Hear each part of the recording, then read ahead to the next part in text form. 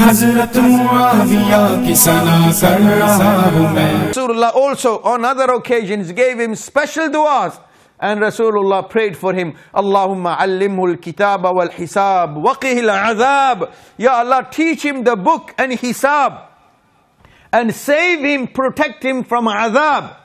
Allahumma ja'alhu hadiyan mahdiya. Ya Allah, guide him and make him such that not only guide him but make him amongst those who guide others.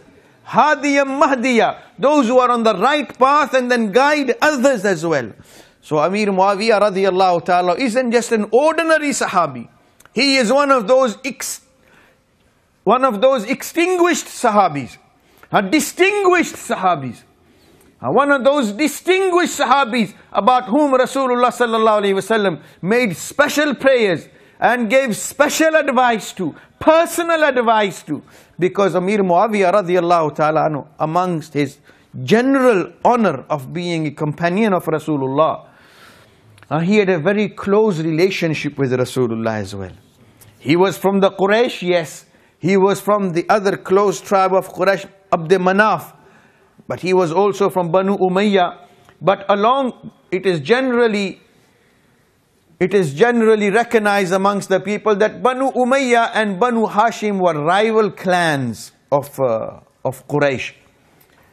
That was before the time of Rasulullah sallallahu alaihi wasallam. But with the barakah of Rasulullah, any hatred, any differences which existed between Banu Hashim and Banu Umayyah, the Quran says, وَاذْكُرُوا نِعْمَةَ اللَّهِ عَلَيْكُمْ إِذْ كُنْتُمْ أَعْدَاءً فَأَلَّفَ بَيْنَ قُلُوبِكُمْ فَأَصْبَحْتُمْ بِنِعْمَتِهِ إِخْوَانًا.